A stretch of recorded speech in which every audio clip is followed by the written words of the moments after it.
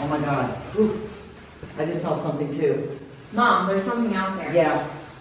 I'm telling you, this is, Heather, I got the cold chills so bad right now. What? What happened? Somebody's bit me. What? Somebody's bit me on the back. Are you alright? I saw a reflection through this mirror just now. Mom, I'm telling and it you. was not y'all. That's what I'm saying. I freaking see. Oh my God. What? Babe, you have What like is a. Holy shit, he's bleeding. What? What the hell is that? Are you? Oh, hell no. Oh That's my freaking God. blood. Greg, no. That's Heather? like three scratches. That's 3 scratches. And then What the another hell? one. What's that? Did you hear that? That was the door. Some just freaking. It thumped. That was the door. That was wasn't the it? door. I think it was the door. Alright, I'm like Oh totally my freaking God. right now. I'm telling you, something is out there and something's in here. Like, I'm like bugging right now. We've got to I get know some how holy I water. saw, and now he's- Yes.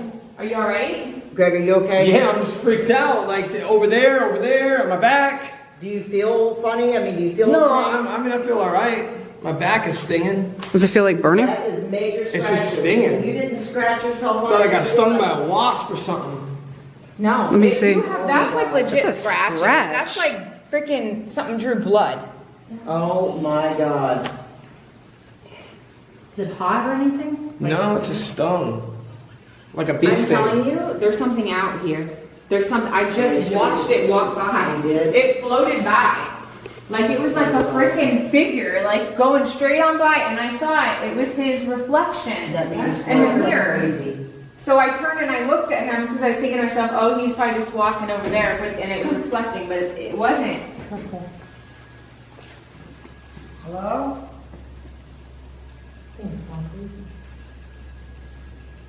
Like it was right here by the door, like walking by it. I'm telling you, when I first looked, when you said that, I saw what looked like a figure.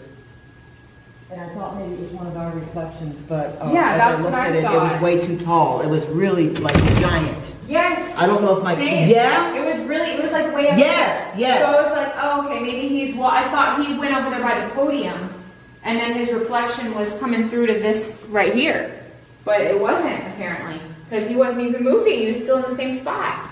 Did it have glowing eyes or anything? Because when we were here the other night, I saw those glowing eyes over here, remember? Whatever it was going like this, just moving straight along that way in that direction, just like this, like just floating along. Oh, wow. When I turned around and I kind of looked when you were talking about it, I saw what looked like a reflection, real tall, like hovering above the ground a little Yes. bit. And I kind of looked at it like, okay, whose reflection is that? That's then I what I realized did. it wasn't anybody's reflection. Yes. I don't know if my camera picked it up. I hope so, but I I did see cannot it believe- right there. He was freaking like has a scratch.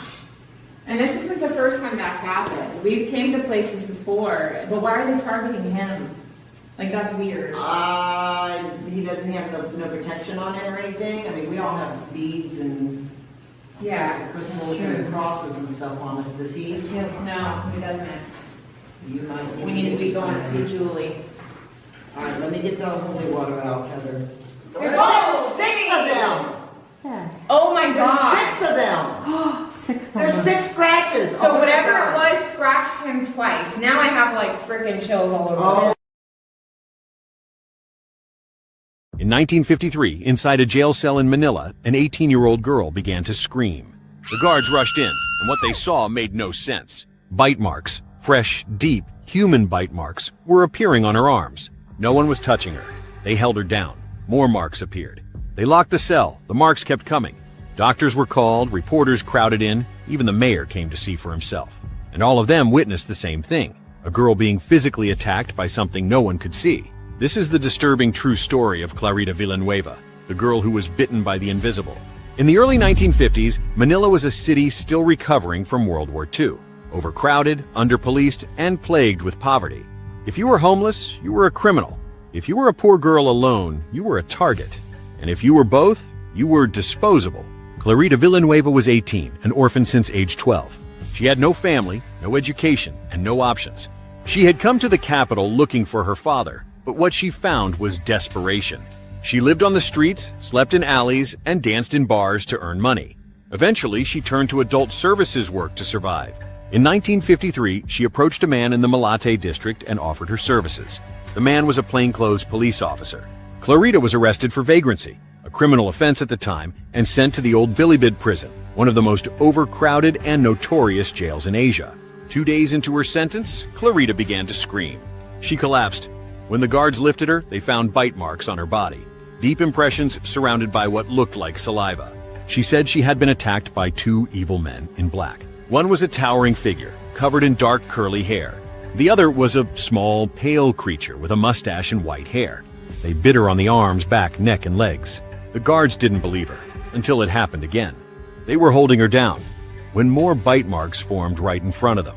Word spread fast. Reporters, doctors, priests, and skeptics poured into the prison. The mayor of Manila, Arsenio Lacson, came to see what was happening. He sat next to Clarita. She was calm at first, then winced. In front of the mayor, new bite marks appeared on her neck and index finger.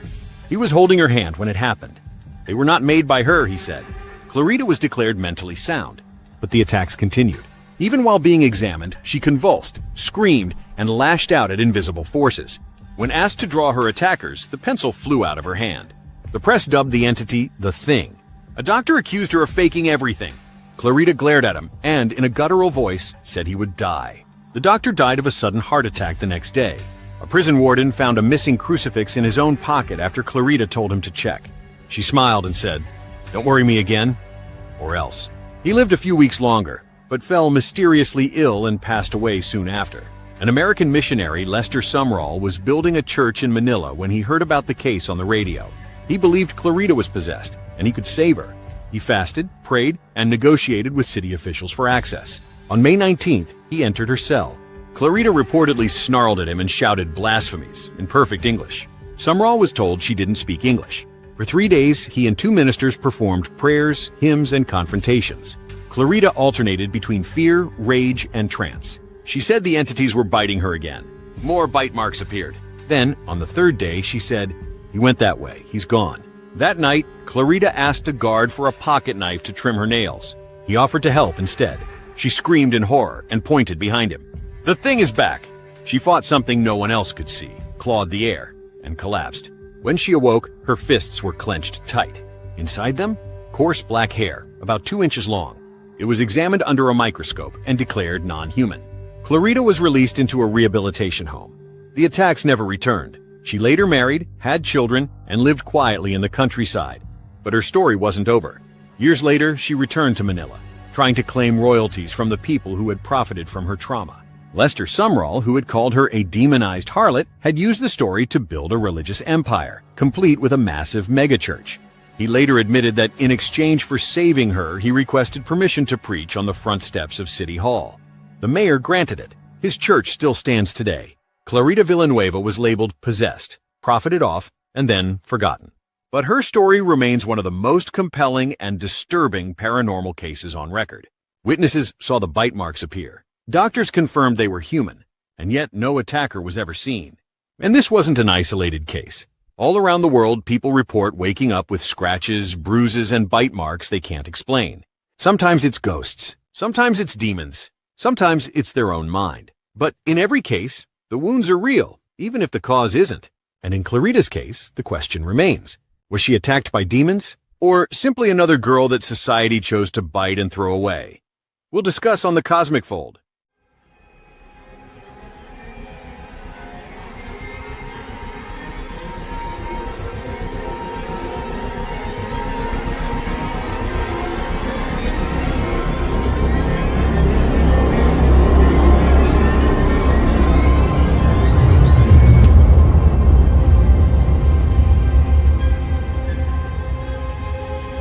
The truth is out there, and it begins with you. Welcome to the Cosmic Fold, where we talk high strangeness. Call us at 928-288-2942. That's 928-288-2942. Or join us by video. If you're at a computer, just look for the link in the chat. Buckle up, sit around our virtual campfire, and let's get started.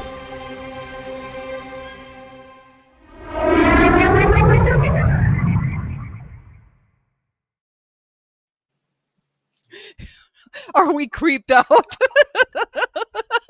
I don't know. I've been burning sage like it's going out of style. I'm burning some rose incense. Yeah.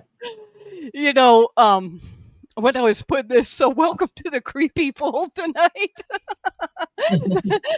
But you know, I put this together because we're going to look at some pictures that Denise took, and I kind of like to work with a theme on things. And when I was working on stuff, it could have been just reading all those articles about what was going on in Manila, because I mean, that was bad. And then so pretty soon I had crap happening in my house, you know, and like TVs going on and lights off and on. Yeah.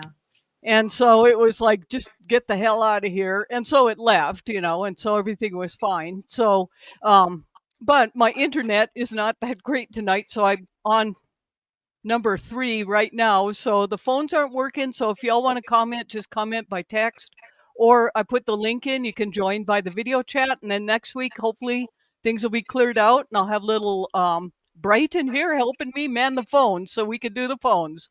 So are you bringing in an exorcist? Is that what you're saying? No, just a young, really good looking young 18-year-old kid who's going to help us out. So Oh, okay. Is he staying for the show? Oh yes. Is it a girl or a boy? Boy. Okay. Denise and I will be there early.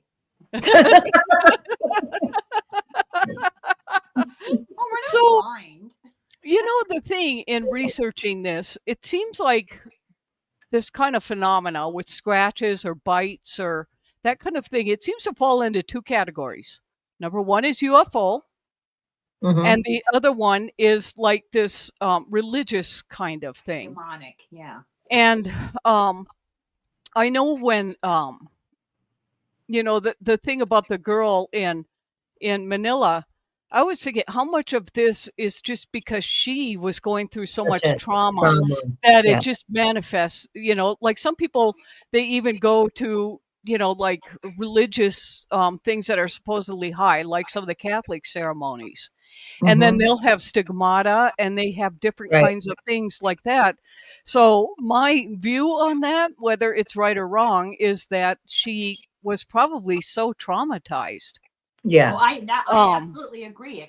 When did it return? When she went back to the scene of her greatest trauma? I think the thing is, I thought about this, why it happens to certain people and why not other people, you know? Like in that video you showed in the beginning where that one guy was getting scratched all the time and everybody else was not. And I've been in, like I told you a long time ago, like a couple months ago, about being on that ghost tour. And there's like 100 people there. I'm the only one that this thing tries to reach in and stop my heart. Well, it's a spirit. It was a ghost. But anyway, I think maybe some people, I mean, I thought about this a lot because it's happened to me a number of times, like the weird physical kinds of paranormal activity, including when dead people show up and I'm doing a reading and I have my headset in, it'll start messing with my headset. And so I know they're really there. I think, and researching some of this stuff a long time ago, there was a guy who used to use a radio, like just like a regular radio. Have you heard about this guy? And he would talk to dead people through it and stuff. Now, I mean, I think there are just some people who are what are called physical mediums. Like they just, whatever it is about them, they can, there's something when it interacts like with an them. antenna. Yeah. Yeah. Or like maybe, I don't know what it is. Maybe it's some kind of ability, like some kind of latent PK ability that gets utilized by the spirit. You know what I'm saying? Of the whatever entity or whatever is trying to mess with you. And some people don't have that aspect. Maybe be psychic, but it doesn't physically manifest, you know? So I think what happens a lot of the time in these cases, if somebody's really religious, you know, she's Filipino, right? She's, you know, so she's raised as a Catholic. She has these ideas. She's doing things that she probably didn't want to do, like having to be an escort and things like that. And she probably had a lot of guilt and trauma around that. She gets put in jail. There's probably a lot of weird, dark energy, like dead people around, and her own kind of shame and guilt and trauma mixed with that environment of there being something in that space used her and manifested these things. You know what I'm saying? Because some people also, on the other side of this, like poltergeist activity is similar to this. Like people will go through a transition in their life. Like they'll go through, I noticed it when I went through menopause, right before menopause, and also right before I went, you know, when I was going through becoming a young lady, you know, getting whatever, puberty. And this is really common. Whatever, puberty. Everybody, you know, everybody goes through. There is a It doesn't pattern. necessarily make you a young lady. Well, you know what I'm saying. You go through. I didn't want to say you get your period, but around the time you start menstruating and you have puberty, Yeah. It's really common for poltergeist activity to Yes. happen if the household is messed up. Like my family was so dysfunctional that I'm pretty certain that's why there was so much manifestation of crazy shit going on in my house, because I was traumatized by my household. And and then when I went through the change on the other side, there was a bunch of UFO phenomena and angels and weird shit and dead people, but it wasn't really negative like that. Do you know what I'm saying? Because I wasn't in a space where I was traumatized and freaked out. So it's sort of a combination, I think, between the person's emotional state and some kind of spiritual activity that gets translated through them. The environment, yeah. And the environmental factors, I think, play a role. And that place that they were ghost hunting, I mean, I couldn't do that. It's just, I don't want to be in that space or expose myself to that kind. This is in Florida in a mausoleum. And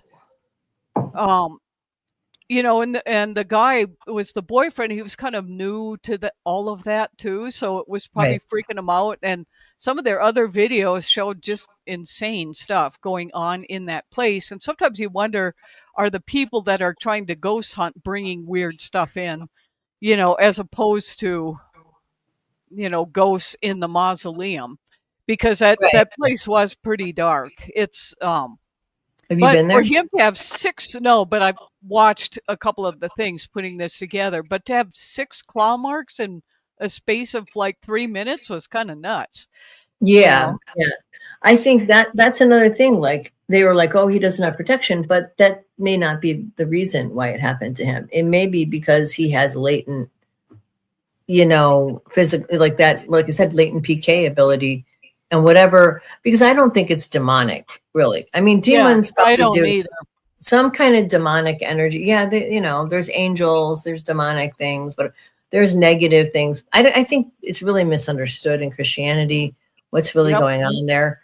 Well, you heard her say he doesn't even have a cross. I know. If a cross were the magic wand, how come so many exorcists have to struggle, you know, priest exorcists have to struggle with the holy water and the crosses, and they're coming day after day after day. Right. Sometimes, you know, this a haunted place I lived in that was horrible, that I would not wish upon anyone.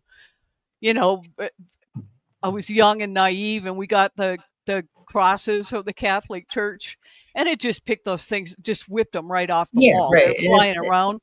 You know, the only time I had scratches, and for me, I think it was more like a warning, because I was living off grid, and some people had come over and they stayed the night, and they wanted to go to a sweat lodge the next day. And I just had this really horrible feeling about this sweat lodge. It was like, you know, I don't trust them unless they're run by true Native American shamans. That's smart.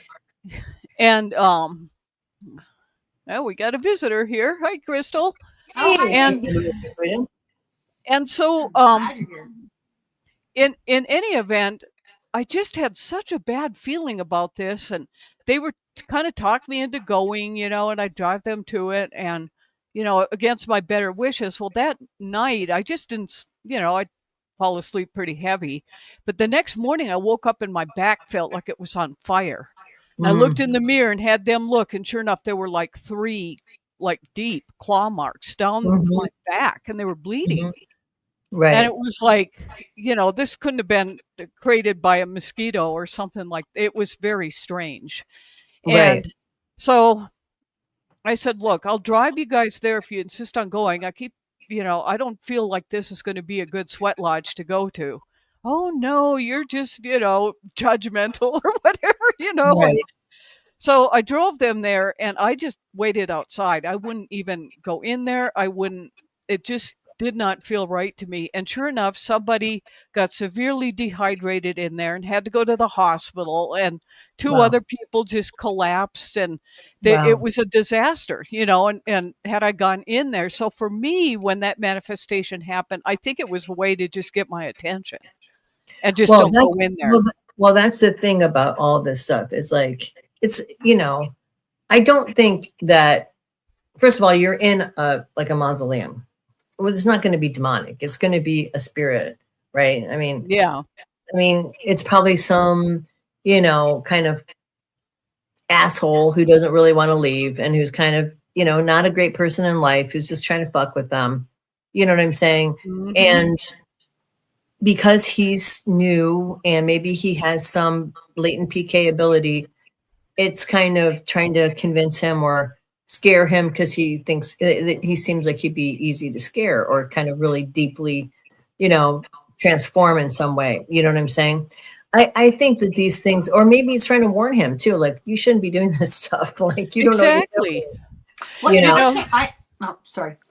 No, for me, I don't want to sound prudish, but I personally, unless you are very strong or whatever, I don't see the benefit in doing those types of things and trying to especially capture if it's whatever. just for entertainment. If it's not, like, I've been asked to go into haunted places, not because people are entertained. It's not for entertainment purposes, but like a couple times, one of the places was because this woman had this property, and there was something going on in the property. There was activity, and she found me through a friend. And on my way there, I saw her grandparents, like her grandmother came into the car, and it was just her grandparents, but they weren't really at rest yet. And they were kind of trying to get her attention. It was nothing negative. Right. Right. And then, we just try to help them over to the light or whatever.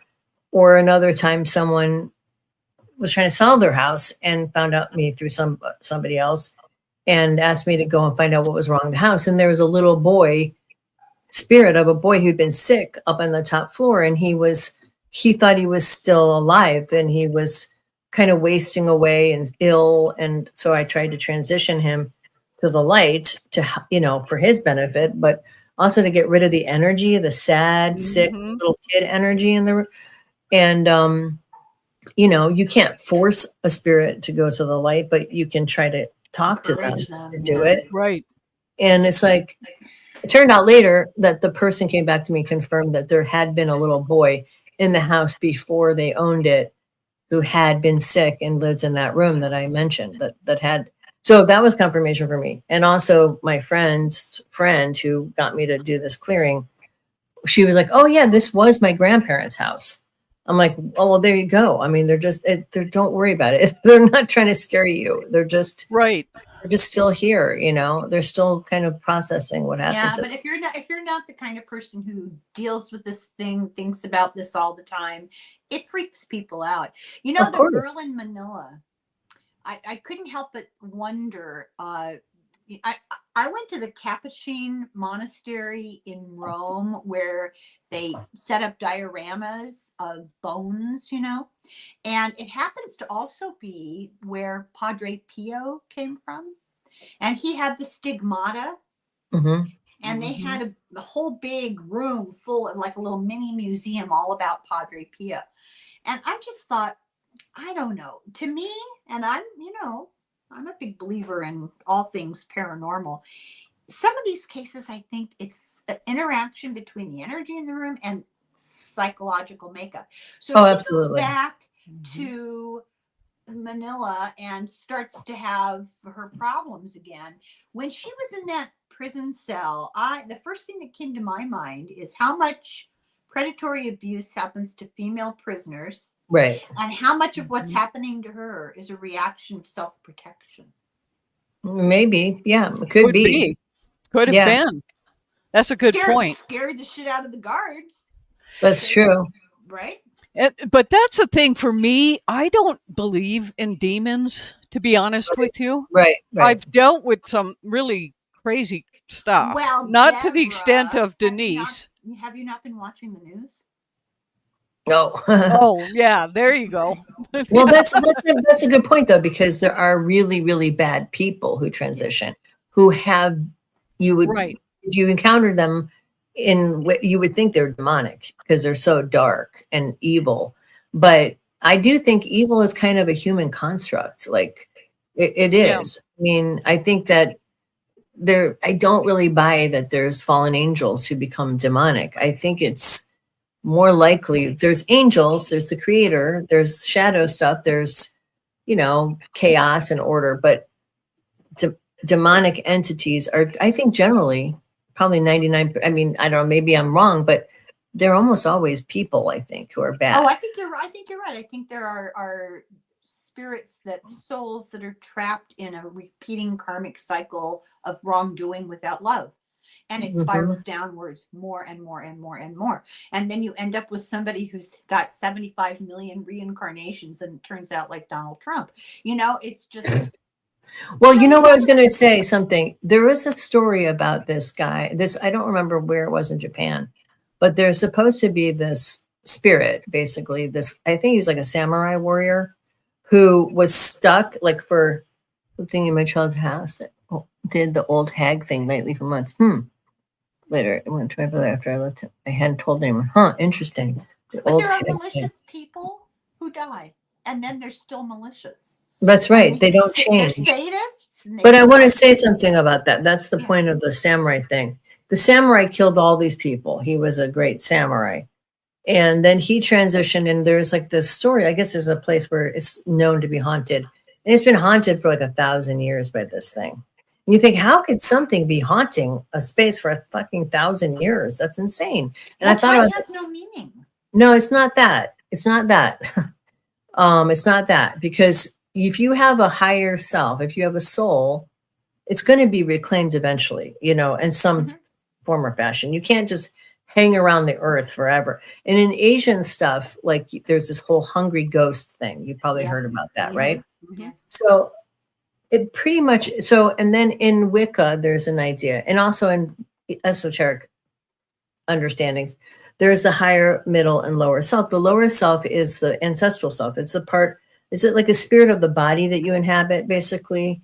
It's sort of like all your DNA and all your ancestral trauma and all that stuff. And your higher self merges into your ancestral self. And then you create this middle self, which is the version of you that you're living now, right? But your higher self goes on. I mean, it's going to reincarnate. So what can happen from what I've heard, and I think it makes sense in these situations where something is really negative and sort of stuck to the land and almost has a zombie kind of like energy about it, is I've heard that basically if you in your life become so evil and bad, basically you're just a terrible person, you do terrible things, that you normally, what happens to your ancestral self, the lower self, is it goes back to the body of ancestral beings. Like it goes back to like karmic line, basically, so that and it's sort of like a hive mind kind of thing that kind of gets transmuted to the next person. But if you're really bad, you're not allowed, like they just like excommunicate you. Like you can't come back and you're not allowed into this energetic field.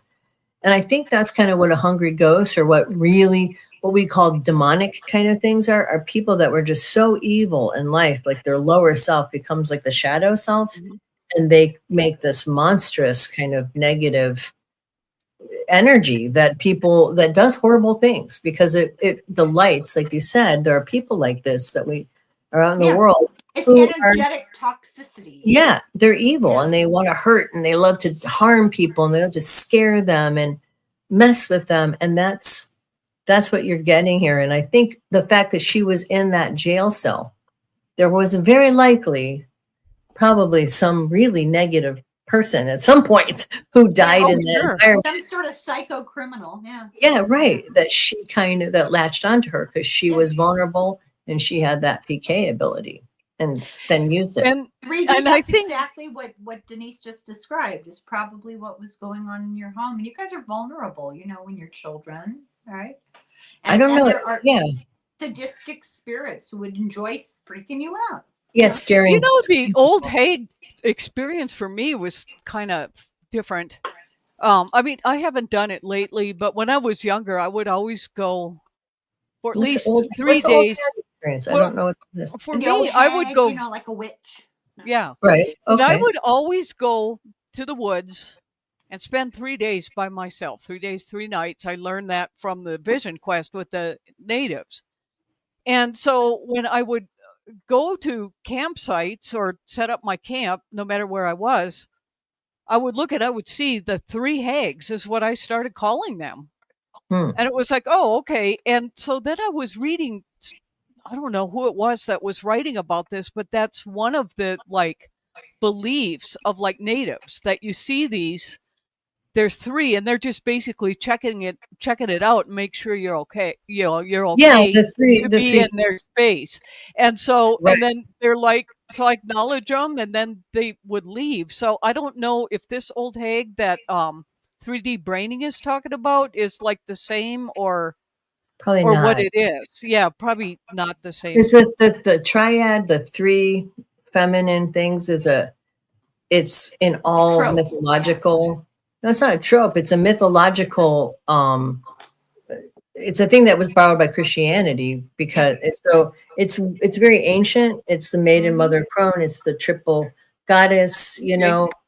And so it's one of these things where, Hungry Ghost concept.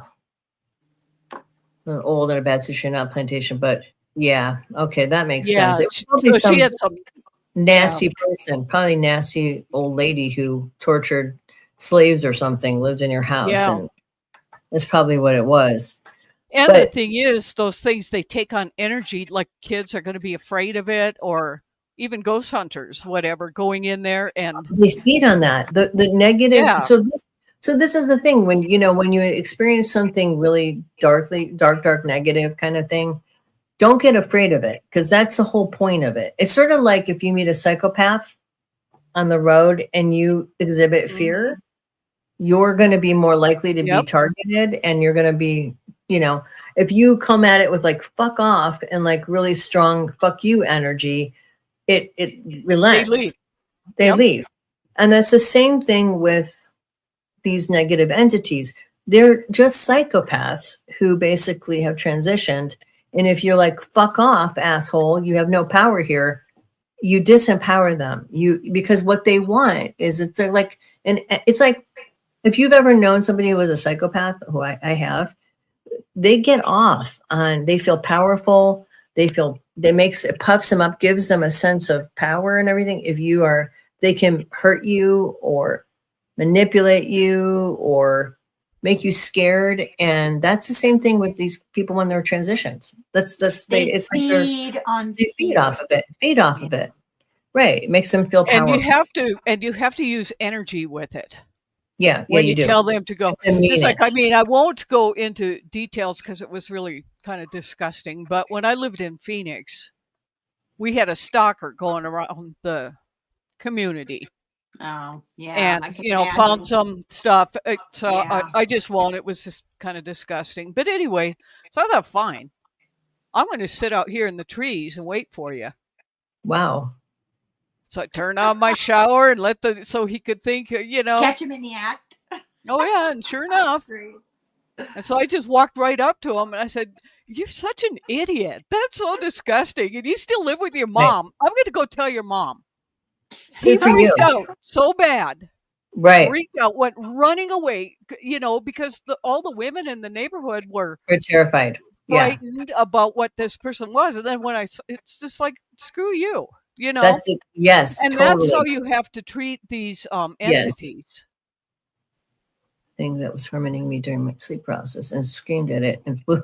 Yes, exactly. That's there right. You go. You have to get pissed. Yeah. That's right.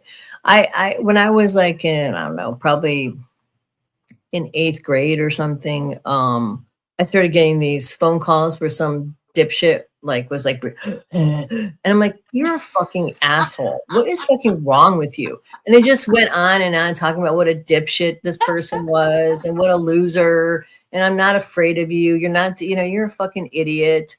And it stopped. Like he did, it ended shortly thereafter. Yeah, He I didn't got do one it again. call like that once, and hello, and he says, "Can you help me?" I'm so stupid. I said, "What?" And so it starts, right? And I started to laugh. I said, "You're so pathetic." That's great. That's awesome. He never called back. Yeah, he didn't get what he wanted. Yeah. I actually at one point I think I don't know if I told, but anyway, this guy at my school, Cal Arts, he pulled a gun on me in this in a rural area while I was in transit with him. I was just like, you're not gonna shoot me. Put the fucking gun away. If you do this, I'm gonna run out into the, you're just gonna get caught and end up in jail. And he was like, okay, and he put the gun and threw it back to school. I mean, if you own it and have the power and kind of confront it, it freaks them out. People like that, they don't know what to do with that. You're not giving them what they want. And the same thing is true with the ghosts. I had a friend whose house was haunted, and the haunting was more of toying with you, like flickering motion right at the corner of your eye, and every time you turned it was not there, but as you turned away it was back, and rooms changing temperature, and you just weird presences, right? And, we had an experience, my husband and I, when we were there babysitting one night, and a couple days later her sister came to visit. We're sitting around the living room, and I'm recounting the story of the encounter with the ghost. And there was an empty seat beside me, and it filled with ice cold air. Oh, wow. Wow. So I thought, oh, no. So I turned to it, and they all looked at me like I was insane, because I just turned my whole body and I went, you're scaring me. You have to leave. And it went right back to normal room temperature. And her sister felt it. She felt the cold air. It wasn't my imagination. No, of course not. No. Well, I don't doubt that. I think the whole thing with the imagination and this thing, I understand, because it's like, am I losing my mind? That's so weird. But the reality is things are so much more bizarre than what people want to accept. Even the nature of reality itself. I've been reading the Scientific American, every single thing's about quantum mechanics and quantum physics. And it's like, in your spare time. Yeah, that's what I've been reading. And it's like, things are really weird. And so, you can say, well, this is my man. And it's good. It's healthy to kind of check yourself and not believe everything and be skeptical about it. But at the same time, I think even imagination comes from the same space. Imagination, intuition, imagination. Right. It's all the same. Yeah. It's all the same realm. That's how you explain how people invent things at the same exact time. They're tapping into something. Yep. Exactly.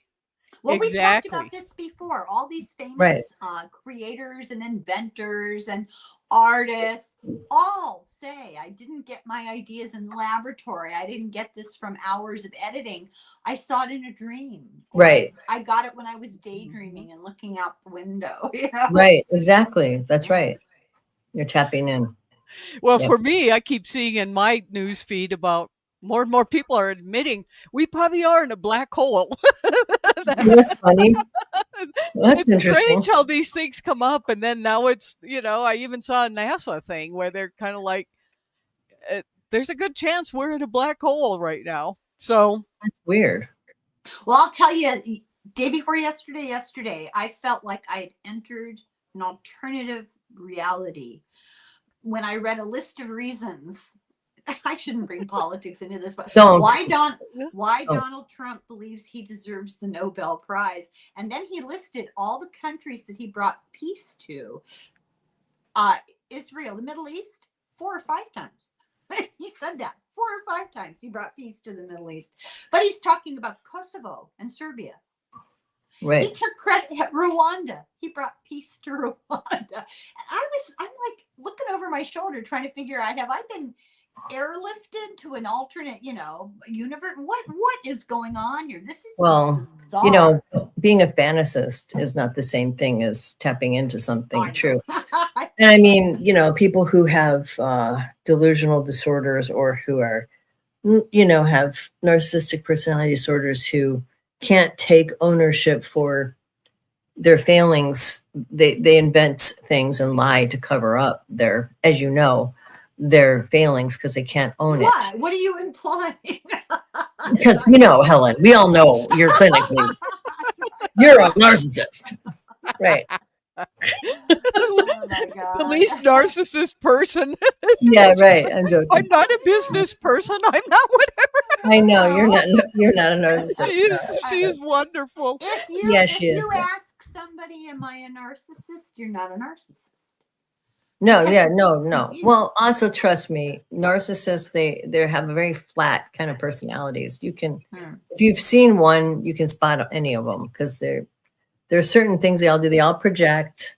They can't take responsibility. If they start talking about something over and over again, then it's something they are guilty of that they're can't They don't process. respond to criticism at all. No, you cannot criticize them, and they treat everybody like objects to be manipulated. Those are just characteristics of a typical narcissist. Just a few light narcissistic traits. Yeah, exactly. Well, Yeah. kind of going back to our topic, do you want to tell us sort of, What and happened then I'll with you? show the pictures. Yeah, kind of the Yeah. lead up Oh, to yeah. what happened there. Okay, so I've been experimenting for probably going on a couple weeks now, where I go out at nighttime and I try to so how you have you ever tried to scry before into anything? Okay, so it's kind of like scrying a little bit, and also kind of like that meditation where you do where the spiritualists they do that sort of like expanding themselves out Like sitting into in the power. cosmic, sitting in the power. Yeah. That's right. So it's sort of like a combination of those two things in one meditation, where you're projecting yourself out, your consciousness to the universe, and also looking for scrying into it to try to pull something out of that space at the same time, if that makes sense. Mm-hmm. And so I don't know why I started doing this. It just came to me one day and I started doing it. And every time I've done it, I've had really interesting things happen, sometimes more than others. If I'm in a weird mood or I'm angry, about politics, it's not as good. But if I'm not angry, if I'm in a good mood, it's much stronger and more powerful. So you have to be in the zone to get it to work. But so one of these nights early on in the process of doing this, I was out doing it. I also walk my dog at the same time. So I don't look like a complete weirdo just staring off into space, into the darkness. People are like, what the fuck is this woman doing? Well, then they all start looking up too. Ever tried that? Just look up sometimes, and then pretty soon people around they all start looking up. I'm doing it, and they all will. My father used to do that during the war. He was a teenager during World War II. Oh, wow. In Ireland, and they had severe shortages. And anytime a line formed, people just got in line because you Right. did everything, right? Right. And so he and his friends thought they were hilarious. They'd start a line. And then people would line up behind them. And after about 15 minutes, there 20, 30 people in line, they'd leave. Oh my God. That's so bratty. That's bratty. So wait, you're out with your dog, and I'm out with my dog. So my dog is my cover, and still I can tell people get a little wigged out because I'm staring for a really long period of time. And my dog is milling around, but he's kind of waiting for me. And so sometimes it disrupts it. But on this particular night, I was doing this, and I see these lights and they kind of move around. It's sort of like little orbs kind of, and it's sort of spirit vision, it's probably not physically there. But as I was doing it this one night, I saw this orb drop out of the sky. It looked, it was like an orb, and it kind of landed, and I'm like, I didn't see anything, but I was like, oh, there's this little dude. I could feel him. I could see him in my mind's eye, and he kind of looked like a gremlin. You know what I mean? I don't know if that makes sense, but He looked like a little. He was probably he was smallish. Yeah, like an imp. He was sort of like had big mouth. He didn't look like an alien, but he was kind of grayish, blue, white kind of colored. He came from a white orb, so I figured, well, he can't be that bad, right?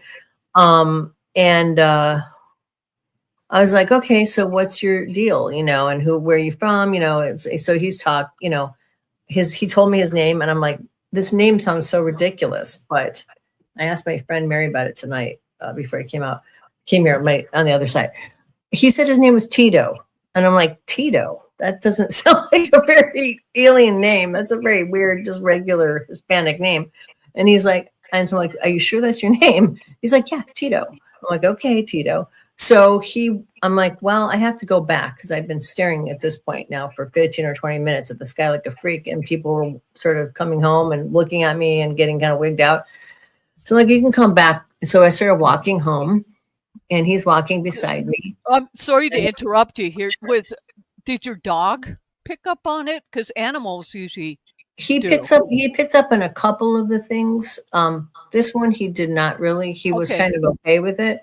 There's been a couple other things he got scared, but I wasn't scared, right?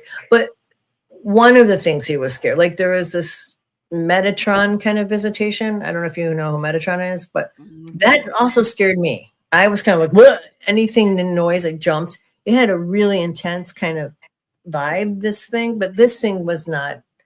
It wasn't. Your dog is desensitized. He is kind of desensitized. Yeah, he is. You it's drag true. this poor dog out and manifest all kinds of things. Yeah, it's true. He's kind of used What is to it again? What was his name? Tito yes. And Toto. Tito and Toto. Yeah, exactly. It was like, so I was like, that's a really weird name. And I'm trying to think of like, this doesn't really make sense. You know, it's kind of a strange name. So I'm talking to him a little bit, like, okay, you know, kind of trying to get what his deal is. Like, are you sure? Are you good? Do you have my best intentions?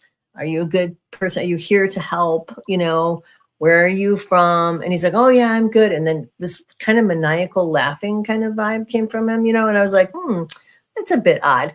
So I'm like, okay, so I'm walking and I'm like, well, I'm going to go to my house and it's really loud in there. And I was going to work on my Substack about consciousness. I'm like, you can give me info, you know, if you want to sit and tell me what your experience is, you can do that. So as soon as I sit down, and I'm in the living room because I work so much that if I'm writing, I kind of try to be with my family. So at least they think I'm with them, even if I'm involved in my head. So I'm writing, I'm trying to write and everything. And my husband starts talking to me and, you know, I'm like listening to him and I'm like, okay, thinking, oh, okay. And then I start writing it and then I'm trying to tap into Tito and he starts talking. So this keeps happening. And I finally just like, I can't work right now because he talks a lot. My husband, he's a lot bigger talker than he'll talk about, he's a talker. So he's on and on and on and on and on. And I'm thinking, oh man, this thing is I could feel the agitation coming from Tito. Like he wants to tell me his thing and my husband won't shut up. And then all of a sudden my husband goes, oh my God, something bit me. And he's like, I'm sorry for laughing, but when I read it, he's like, what's my arm? And he's like, look, there's a bite on my arm. I'm like, oh, I'm like, my daughter's right across. And I don't want to freak my daughter out. So I'm like, oh, it's probably nothing. You know, I'm sure I'll be fine. And I'm just trying to like downplay it. He's like Googling what could cause something like a bite. He's like, he asks my daughter, did you bite me? And it's like, no, she didn't bite you. I mean, she's been, so I'm thinking, is he losing his mind? Like nothing happened in the minute from the time that you found this bite. She's sitting right there. But I'm thinking maybe he thought that he was sleeping and she playfully bit him. He didn't notice it till then. I don't know what he was thinking. He was trying to find a rational explanation. Now, was it burning or anything for him? No, or he just it wasn't burning. It? I think he probably felt pressure and then looked at it. And it was like an indentation. It didn't hurt him. The thing didn't hurt him. It was tell from the pictures. Yeah, I think it was just being bratty. Like, shut up, dude. I want to talk to her. Like, why are you interrupting all the time? I think that's what it was. And so later I told him that, yeah, you can't see it very well there, but you can. We've got it enhanced. You Yeah. can't cut. I mean, if you could see where my finger's pointing, you could.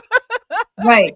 You can see it. I mean, he took this Kind picture of center himself. bottom. You can see. Yeah, you can see Yeah. that more there. And when he took a black and white picture, you could see it more clearly. Oh 'cause- yeah, it yeah. gets analyzed. Do you want to keep telling the story? I'll take this down, or keep going. No, through the you picture? can. No, either way. I Okay. can keep talking while you show the pictures if you want. Okay. So I told him, I go, like, so we go up in the bedroom. I'm like, and actually I banished Tito after that happened because I was like, Tito, come on. That's not cool, man. You said you're going to be cool and you're not. So he left. Everything was fine. He wasn't malevolent. He was just being bratty, you know what I mean, and irritated. So we go to bed that night. I'm like telling my husband the whole story, and he's like, "Why did you do that?" He's really mad at me. He's like, "You should have let him in our house." I'm like, "Okay, you know that he is like he's acclimated to this weird shit because he's like getting mad at me." It's just. I was like, I just love you guys' relationship. How you just talk about this stuff like it's normal. I know. He goes to work the next day and they're around the water cooler and people are talking about, oh, my wife, she drives me crazy. She made me dry the dishes, something stupid and gendered, and your husband says, yeah, my wife let some imp out of an orb into the house. He doesn't have a normal job though, so that's I know. So But 3D if he Brady did- was able to see the teeth marks. In the AI enhancement, you definitely can see it way better on the Right. third one. Yeah. And it looks like if you see the black and white one, you can see it looks like a human kind of bite, Yeah, Um, we'll get into that. So anyway, finish your story and then we'll go back to the pictures. So, I mean, he got upset with me, and I'm like, "Don't worry, I banished him." And I asked him if he was okay, and the house is protected, everything's fine. He's gone. I said he wasn't trying to hurt you. He's not a bad spirit. He's just frustrated. He was trying to talk to me, and he got annoyed by you talking to me the whole time. And I'm like, I'm sure when you wake up in the morning, it'll be gone. And you'll be fine. And if it's not, we'll go to the doctor and you can see if there's, and of course it was gone. It was fine the next day. So that was the story. You guys are just so funny. I just love it. All right. So trying to do this with the AI, I'm like, so what is it? Because I'm wanting it to say teeth, right? Right. And it wants to talk about bug bites and everything, and then I Right. sent I you a know. text today. I'm like, well, and then I tried to say, well, it was like an invisible gargoyle that came from an orb and it didn't know what to, We didn't know what to do with that. Yeah. So when it first starts, it's going, well, maybe it's a mosquito bite or a small Right. gnat That or makes some kind of sense. friction. Right. I thought that too. I thought maybe he had sat on his arm for a while or something. He's like, no, I did not. And he was like very insistent that Yeah, it he just hadn't done came, that. like- And it just appeared. Yeah. As So a redhead, well, in real life, as a redhead who gets bitten by everything. Same, I do too. Yeah. Well, look at your hair. Mhm. That's not any of that. No, that's not. No, Yeah. it's not. No. Definitely. So, but that's where AI first tried to go, right? And Right. then I said, well, what if it's a child's bite? Because it could relate to that. It could Right. not answer me about an invisible Right. that came from an orb. And then it goes, well, maybe it could be. Right. And that's kind of the, as you told your story, the feeling I had about it, that it was almost youthful, whatever Yeah, this yeah. is. It Is was that true? playful. Well, I don't know if it was youthful. I think it was just kind of. Just small. He was small, and I Yeah. think maybe he was just kind of like he's just a person kind of vibe. Like he wasn't bad, but he was irritated. He had a personality, and just like if somebody was annoying you in real life, you know what to do. Like, shut up, dude. You know what I mean? You're hogging all the vibe here. No, I just go bite them. Yeah, you're gonna bite him and shut him up. I mean, I think that's what happened because he wouldn't stop talking, and I think, and I just gave up trying to even write, I didn't even try at that point because he wouldn't stop talking. And he does that sometimes where he's endlessly talking. And it's like, I love him, but he talks a lot. And so, and it's often about things that are not that interesting. Like, I painted this painting. Oh, great, good. Okay, I need to work now. He's a nice man, but he was just on a talking jag. And so I know somebody else like that. Who? Marvin does that too? He doesn't talk a lot, but when he gets going, it's so boring. Oh my God. And he's really smart. It's not that he's not. No, yeah, Grant, yeah, it's really smart. And he's a great guy, but he can just talk about tell you every little tiny every minutia. Like, oh I did this. I used cerulean with an mixture with cobalt. It's like, I don't care. I've been painting for 50 years. I don't need you to tell me what you did. You know what I mean? But he likes to talk about it. So I listen and I just like, oh, okay, So that's what was going on. And he was on a jag like that. So that's why he asked my daughter because it did look like human bite. Yep. And it looked smallish, like some little person bit him. Not hard though. So you can see it very clearly. Well, this is the original. And wait until you see the enhancement. So at this stage, so in the first picture, AI, the third picture couldn't really detect anything. But right. Yeah, it's a bad picture. And they're widely spaced, and there's about 4 on top and 4 on the bottom. Do you notice that? I mean, maybe a few on the side. I mean, it's not a full set of dentures, Yeah, it's just like one side of it. Yeah. Oh, I can't see it really. Oh, yeah, I can see it on that one really clearly. It's like so the person ran through contrast and then edge detection, and then it enhances it based on all of that. So it definitely could see it. So its answers here kind of changed at this point. Right. So what it found, right away, it thought, well, it could be some kind of a bite mark. Because it says a single bite pressure point or even a grip or pinch rather than the full dental thing. Yeah, right. That's so it found that by the time we got to the right. And so it says it could be a partial bite. But what I thought was interesting, it was yes, that's exactly what I was. You just read. That's exactly what I was going to say. It was like a playful gnaw. It wasn't like some kind of scary thing. No, it just freaked him out. Oh, there's that. That's right. What is it with you guys and teeth and stuff?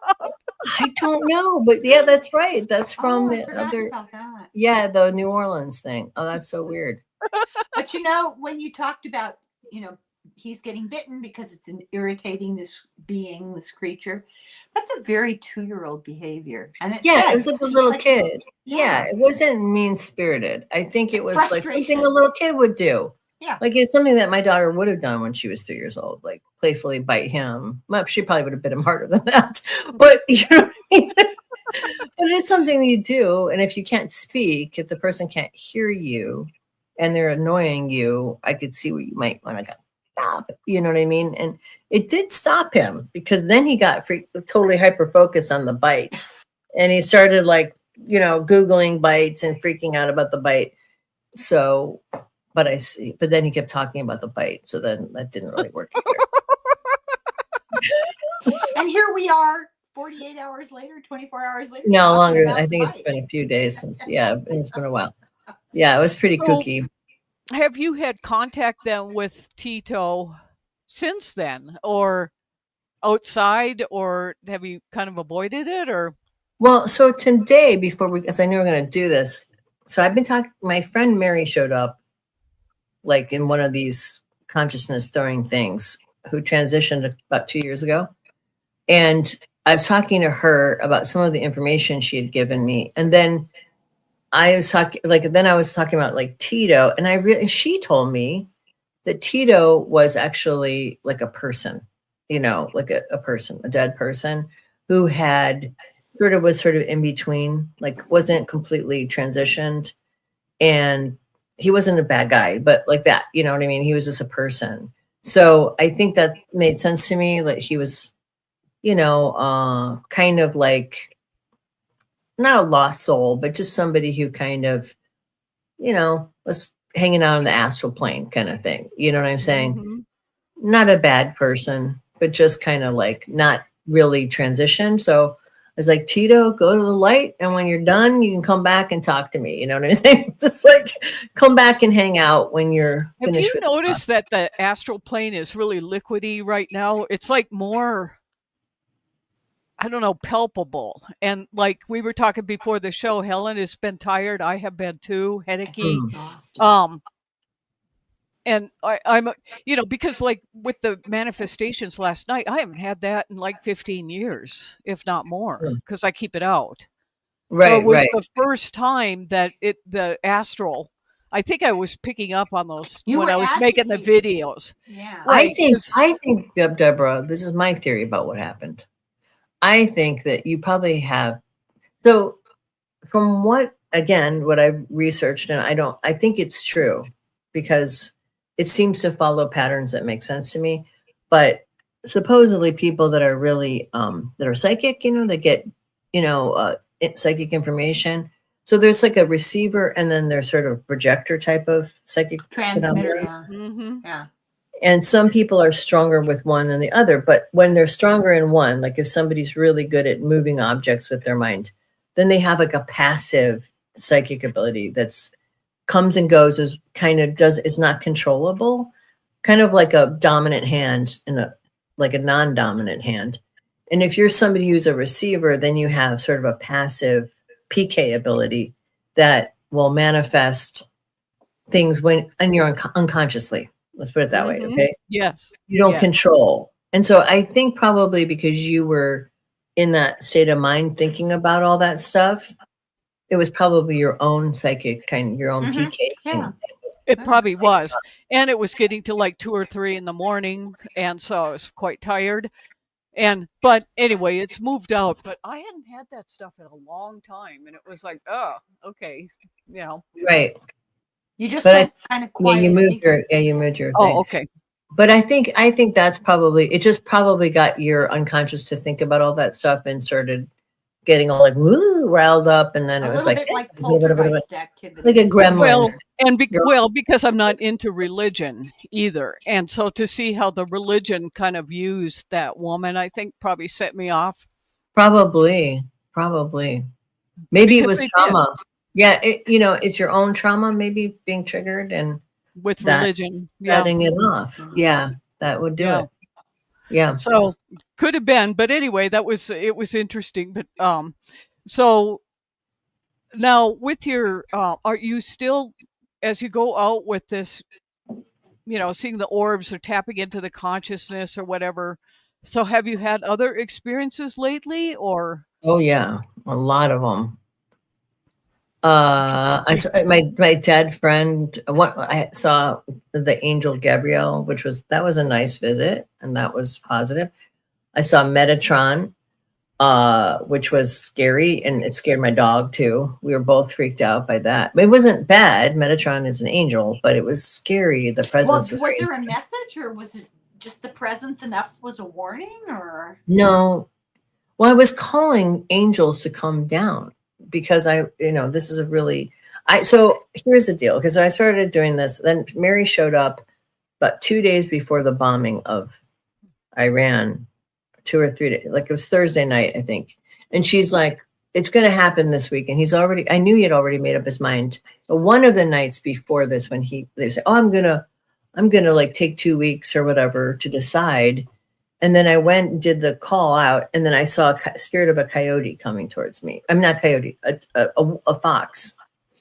And I was like, oh, okay, it's him. It's a trickster because he's totally to me. He's the fox. Yeah. So he's lying, right? It was a confirmation that he knows what he's going to do. And then the next day, my daughter came home with a stuffed animal of a fox. She bought a fox, which was weird. oh So wow, that was weird. Yeah. Well, I'm here to validate that she did talk about this ahead of time and said it was going to happen this weekend. oh she Yeah. did on her Yeah. Substack Yeah. Yeah. My son, yeah. And I did a live on that the live day. Substack. Yeah. But on Saturday, I'm like, this is going to happen. And, Mary said it was going to happen on Saturday night going into our Saturday, their Sunday. And that's about when it happened. It happened late Saturday night on our time frame and early Sunday morning for them, I guess, probably. But anyway, she gave me the time frame, and I looked we at knew something was going to happen because out here there were black helicopters just everywhere. I mean, the whole state was basically Really? That's weird. carpeted with them.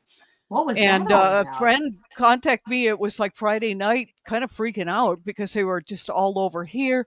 Now they're saying they were military exercises, but typically they will tell you beforehand. Also white And nights. all over the state. And then there was, Russian ones too. So That's it was weird. like, okay, something's going on here. They're training for something. So when all that happened Saturday night, I wasn't surprised because it was like, okay, they were trying to train for something. Right. That makes sense. Well, you know, the other day, Russia amassed military presence closer to Alaska. Because I'm so attentive to detail, I can't remember if it was aerial or if it was boats, you know, Naval. aircraft carriers or boats. Yeah. But they got very, very close to Alaska where they probably should not be, you know, Right. moving closer to Alaska, which I have for a long time now. I have just felt this thing about Alaska. It's going to come to a head. There's going to be territorial tug of war about Alaska. Makes sense. It was Russian before, wasn't it? Oh yeah, there's all kinds of cute places in Alaska that have the onion domes and Wow. Yeah. Interesting. Well, so that happened, and then so Mary told me about that, and then I had so I started calling down all the angels, and then I got visitations from angels the next 2 nights, and one of the nights a deer showed up, like a real deer, walking through my neighborhood, and it was really dark though. It was like a really weird looking deer. And remember, I texted you because I was doing that gold light thing. Remember I told you this, and then I was having dreams constantly about these the deers. deer. Yes, that's what I saw one. And you saw a physical one. So what does is that mean? It's it's like a dark intuition or something. Is what I kind of. I mean, there's so many answers on the internet. I didn't know which one. So I just went with what everyone felt right. That like your intuition is getting stronger, but you're like tapping into tapping into dark secrets, kind of thing. Huh? Interesting. That could be what it was. And it was so strange that you say that because I was having those dreams ever since working with that gold light. Wow. And then it was like every time, you know, if I do go on social media, I've got like videos all the time of like dark deer running around. And it's like a real strong message right now. And I don't know what it means, really. Well, you know, deer generally means love. Like it's kind of like sacrifice and love. But a dark one, it seems like maybe the appearance of love and sacrifice, but really for a dark purpose. They didn't scare me at all, though. They're not bad. No, it wasn't. It wasn't evil. Or maybe love negated, you know. Or maybe it's hidden things. Some kind of a hidden. Like one time, and it's funny. Your friend Mary, that's coming through. I had a really good friend, Chris. We were friends for a long time, and she passed. You know, and every once in a while she comes through, and she was reminding me, like in one of these dreams about the dark deer. She and Gary have this property like on the western side of Arizona, way down in the Aquarian Mountains, and it's pretty remote to get in there. It's beautiful. There's this creek and everything, and it's still quite wild out there, you know, very pristine, not a lot of this guy Mike and I went hiking through there one time, and we went up into the caves up in the cliffs, and there's like sand, and we could put our hands down in the sand and literally pull out perfect woven pottery. Oh my God. Wow. It is very woven what? Pottery. Baskets and pottery. Oh. It is very pristine. But the thing when I stay out there, it was like I start like getting these wild dreams about deer and their antlers and how the antlers are somehow connected with the trees and that they communicate with the trees with the antlers. And it's like this thing. And so So anyway, my friend Chris has been coming to me in these dreams, like reminding me of this because she had that experience out there too. And you would become one with these deer, with these tremendous rack, and how the trees are connected to the antlers. So anyway, what did that jar a memory for you, or what? Yeah. It made me think of Deer Woman. Have you heard of Deer Woman? Yeah. Yeah. Mhm. But Deer remind Woman- us and everyone here, yeah. Deer Woman is it's a Native American, and it's still like a lore that I think comes from an actual goddess, but who goes and hunts men who hurt women and children. Oh, and that might be why that video set me off last night too. Was working on that because that was what it was about. Well, I just looked it up. Deer Okay. antlers. They symbolize spiritual connection, Right. renewal and growth, the cycle of birth and death and rebirth. And in many cultures, because I know that they're significant in Celtic culture and in Nordic culture, Definitely. Mm-hmm. they're seen as spiritual antennae that allow, Interesting. get this, Deborah, prepare yourself, they allow for communication with higher realms. So that's what's going on. And so I'm telling you guys, if you guys are not listening to Denise's meditation about the gold thing, do it, because not only are you getting the protection, but I think it's tapping into It is the logos. Taps into the logos. I mean, because I had forgotten about the deer, and that's so funny that you're seeing the deer thing, and then my friend Chris keeps like popping into my head. Yeah, I mean, I have a thing. physical picture of the deer. I took pictures of it. I had my phone with me. Oh, cool. Because I know after the first couple of times I couldn't remember half of what happened, and so I started taking so I could talk it into my phone because I can't remember it really once it's done because they're so kind of weird and like outer, they're like dreamy state kind of consciousness. Yeah. I turned my phone off, but I'll send it to you. Yeah, I'll send you the pictures I took of the deer because the deer. We went under a tree and then there was a bird went and freaked out me and the dog. And I was like, ah. And then so my dog, as I was pulling in trying to talk to the universe, my dog started going, I'm like, leave the bird alone. You know what I mean? And I turn around and there's this massive like deer under the light. It was really dark though. It wasn't a normal. They're big. They're big, almost like an elk kind of thing. A really big, giant, dark deer, which I see deer here, but I've never seen one like that, and never in the middle of night because it was like midnight. It's not normal. What are you doing wandering around outside at night at midnight? Oh, it's cool out then, I bet. That's the time I like to go outside. Is really late. Yeah, I have a little. I live in a good neighborhood. Everybody around here is sleeping. But I have a Everyone's sleeping. So that's the best. Now he wanders the neighborhood at night. So I wander the neighborhood at night with my dog. Yeah, you're the lunatic neighbor. And I have my phone. And I'm quiet. I don't make any noise. And I don't, if I do it too early, everyone's walking around in this neighborhood with their dogs and their kids. And so I have to go out when it's pretty dark out and people are sleeping. Well, can I tell you something? You asked earlier, Deborah, I have just been exhausted. And it occurs to me that the past couple of weeks, I've been having dreams. But usually I either don't remember dreams or I have these very vivid dreams that are not dreams. This is somewhere in the middle. It's like significant dreams, people talking to me. There's all this discussion and conversation going on. And I can't quite remember what it is. And but I'm tired. And I swear to God, I'm not getting any sleep. I think I'm busy at night. Probably are. Yeah. You probably are. Yeah. Well, and I think that I don't know, just this energy. I just feel it lately.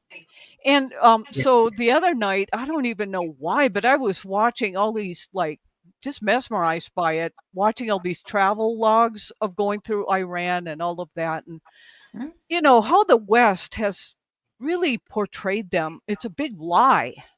You'd have to just go there and watch what it's actually like. Oh, it's an ancient culture. It is. And just a beautiful, wonderful people. Yes. And, and it was just so as I was watching that, I was listening to Denise's other thing about peace and trying to do all that. So that probably has worn me out too a little bit, because when you do that stuff, it does kind of wear you out after, Yeah, it can. Yeah, kind of. It can kind of.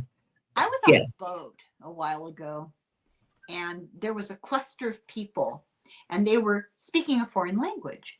And because I'm so nosy, so I'm like this, listening to them.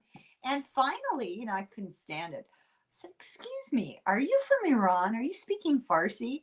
And they were like, "What?" Yes, how did you know? And I said, process of elimination, basically. I don't know. I've never heard it before, but it had to be. They were dressed Western clothes, but they had that, I don't know. It just seemed obvious. Vibe. Yeah. Right. And we had a really interesting conversation. This is kind of a long time ago, actually, about 10 years ago.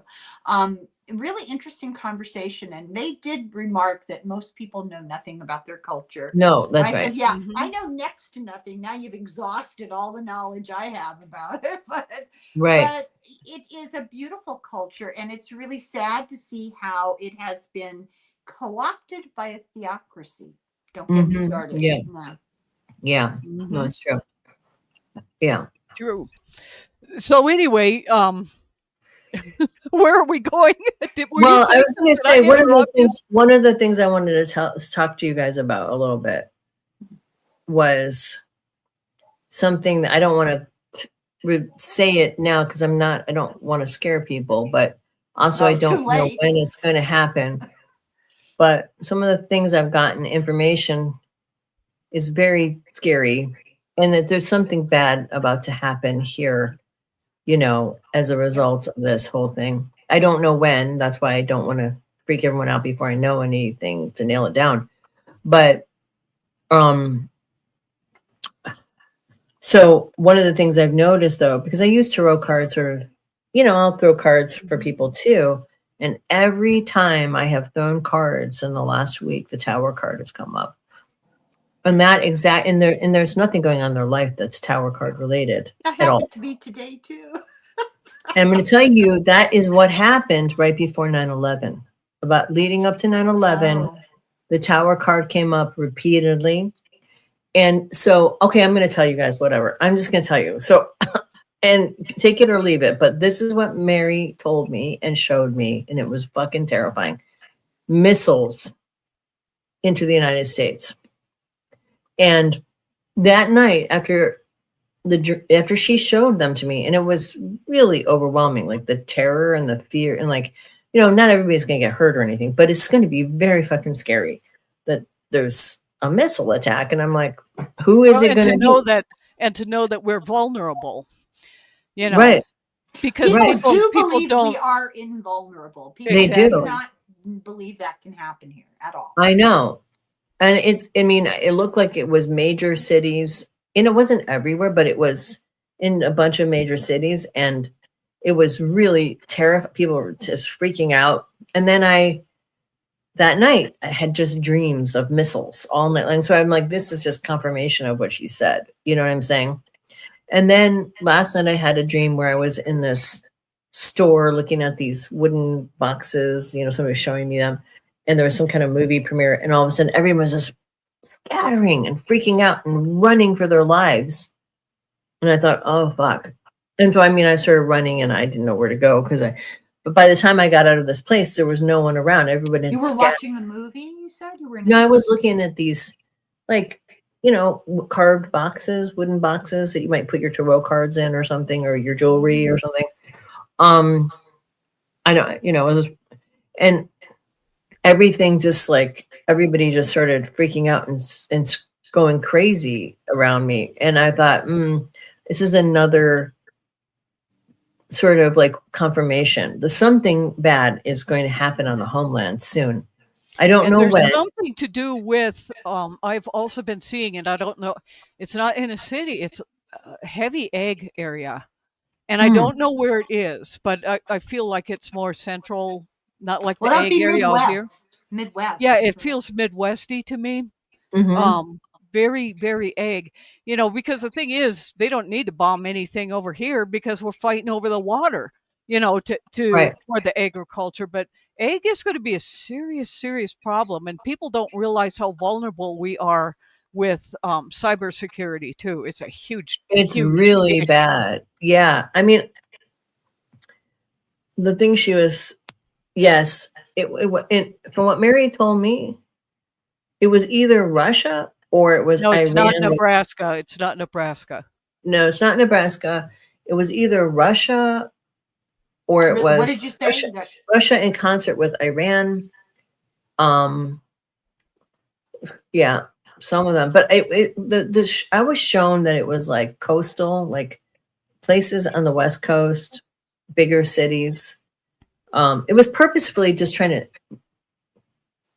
bomb cities is what it was. And like a long time ago, about a year ago, I saw a missile strike on the East Coast, which was Russia. And it was in the middle of all this chaos. And so I think maybe it was a premonition of part of the information, like not all of it. So it's like, I think it might be Chicago, one of the places where they bombed. That's what I'm feeling. And I'm feeling that Illinois. strip into Illinois. I got way. Yeah. Illinois too. Yeah. And I thought LA. it was in Los Angeles, New York, places like that, where there's a big populations to really send a message, and if it's not the Russians, it's Russian stuff. You know what I'm saying? If it maybe it's Russian my whole life, for whatever it's worth, what I've always seen has been China. Yeah, and I China's was thinking about this because connected it's like, with stuff. we've got all this stuff going on with Israel and all of those supposed baddies that aren't. Oh my God! Wait, Then you've got the Rush. Wait. What she's saying right here, that the U.S. is vulnerable to the style of drone attacks that UK pulled off in Russia. Right. Remember as Exactly. Trump, remember all those UFOs that were drones? Yeah. Yep. Yeah. That's what it was. We had them here. Well, This and they is- were just surveying. That's just a what. So huge this would survey. make sense. Yeah. This would make sense. Something Exactly. like that. Can't they send them from within the country? I don't know. I guess what they did in Ukraine was like load all these drones, which I think had missiles on them or some kind of bombs on them. Well, And and this is the problem too, is that this is why the AI fight is going on right now. Because AI is completely unregulated, and China is, their AI drone integration is so advanced, even, but like what Ukraine did, she's right on about that. And China is even more advanced. And you see through all of this chaos, China's the one that is seeming to be stable or not emotional or whatever. No. They're very intelligent. Yeah, I think China, from what I saw, which is, again, I don't know if I should talk about this, but I'm going to. We're okay because we freaked out everyone from the beginning of the show, so they're like, "Oh, that's too weird." So now we can talk. There's a steady state of freak out going on. I don't think you can really make people feel more anxious than they already feel. Maybe you're right. So that's Southern Ohio. Yeah, well, that's scary. Wow. So I was no, they weren't fibbing 3D. I don't believe that. 30 miles away, but I heard on Facebook. Unless and it's kind of like all of those black helicopters for us Friday night, and it's like, all of a sudden it's all off of Facebook.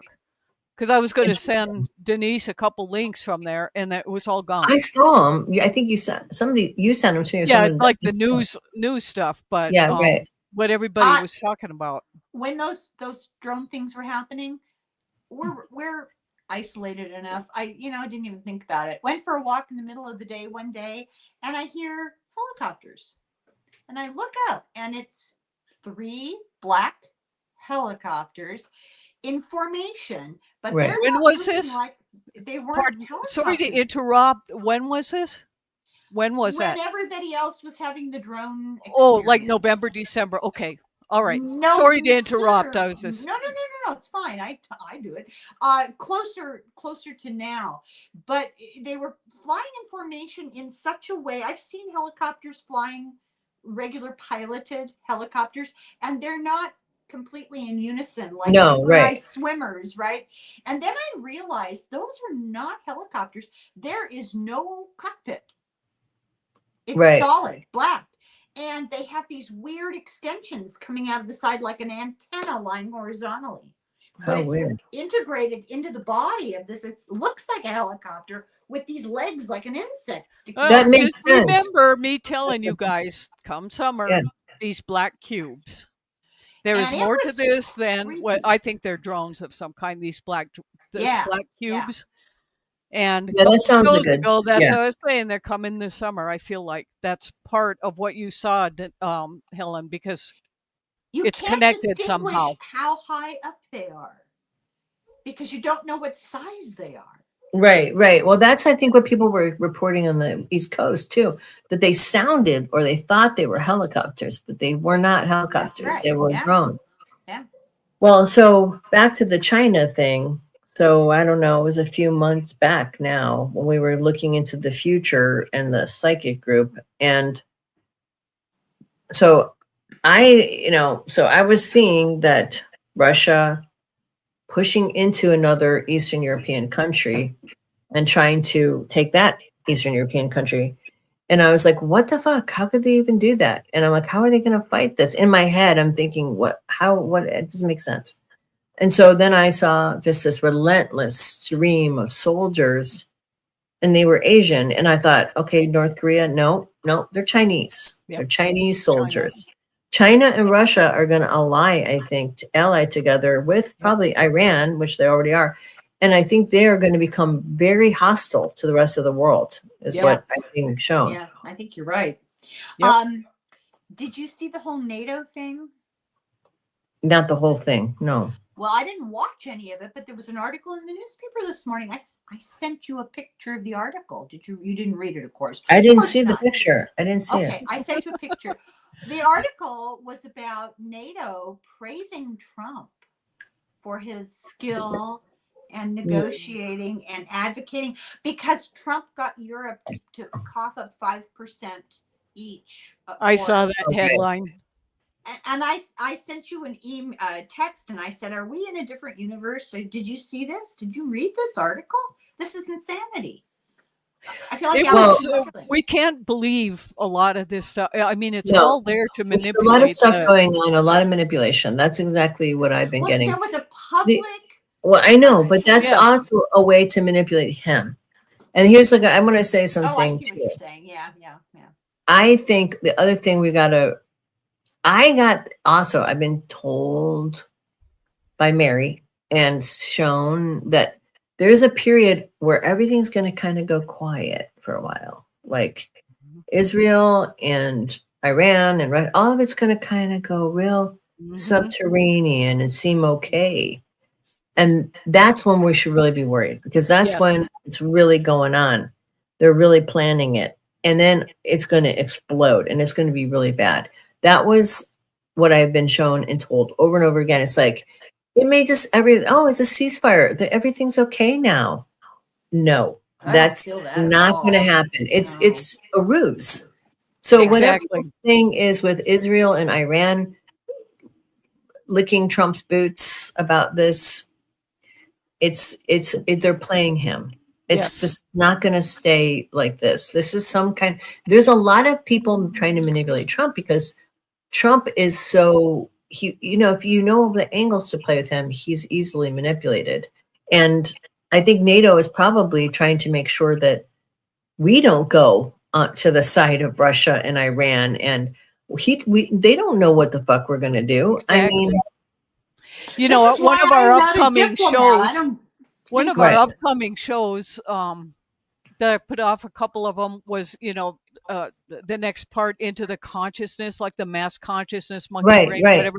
Yeah. One of the things that I want to show in there is how words and things, how people are manipulated. and Yes, we'll have some points. So we'll do that next time, so you can that kind of sounds good. identify some of what some of this is, because some of it you just instinctually know, like I Yeah, did about that NATO thing. But there's right. also some tricks to it, There's a lot. That's which you very true. guys know too, probably. And we'll Oh, just yeah. kind of run Use through some of Gingrich. that. Yeah, no, I think it's good because there's so much of it going on, and so much of it. It's really weird. Every time I look over there, it looks like there's a Halloween kind of Yeah, you keep looking at something. jackal. And also, I want to say the time frame I keep getting about when all this stuff breaks out is in October or September. Fall. Mhm. Yeah, and now it's weird. I see and I don't know how that's happening. It's like some Like kind a of weird pumpkin, a reflection, jack-o'-lantern. like a jack-o'-lantern. Yeah, it's so weird. Yeah. Anyway, yeah, the manipulation is thick because you can't really be direct with Trump. I mean, even the media itself is trying to manipulate him, so that they don't sue him and stuff. They don't get sued, and Mhm. everybody's trying to play him because they just don't know what else to do. I think, you And can't. then when you look at it from a spiritual kind of point of view in terms of the mass consciousness, is that the mass consciousness is completely confused because we're all Yes, getting, it is. like Helen pointed out, it's like two different worlds of what you're hearing. I mean, I will listen to right-wing news and read it and stuff just so I can try to understand where they're coming from on that. Right. And the narrative is so different Yes, it for the is. most part. And so Yeah. people are living it, and so There's I think we're cognitive dissonance. manifesting some So of much it. cognitive dissonance. Yeah. Yes. Yeah. And that's I part heard of it. Dr. It's John true. Gartner, the forensic psychologist, today was talking about our dear leader. And he said, what you're seeing is temporofrontal dementia. It's a form of dementia. Okay, so he says you've got the perfect storm of mental sickness. You've got psychopathy. You've got, as a feature of it, but at equal and parallel, malignant narcissism, sadism, paranoia, and you've got that the psychological. It's like personality disorder meets a mental illness that's growing meets dementia, and with temporal frontal lobe dementia, you exaggerate all of the worst parts of your personality.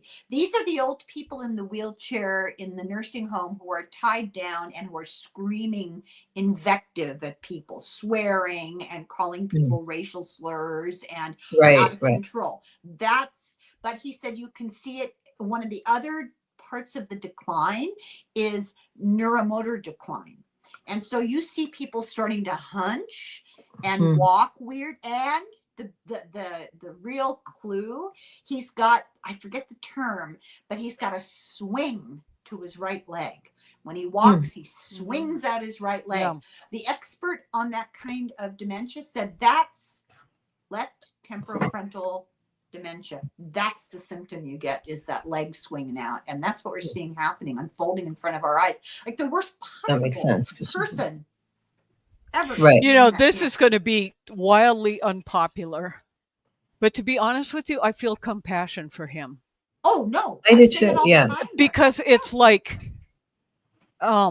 he's messed up. Yeah. It is. And I feel like in some ways he's being manipulated too. Oh, he is. Totally. And yeah. And can you imagine on a psychic level what that must be like to be either loved and adored that much? That's why I think a lot of celebrities kind of go in hiding, because you have these people like obsessing over you, and that energy is not good.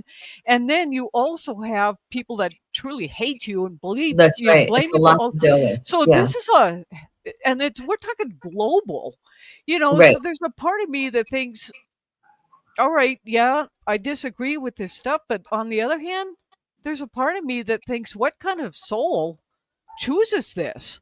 Maybe it's a very strong old soul. I don't know. I don't have the answer to that, but I do feel some compassion. I have to say, because it's horrible.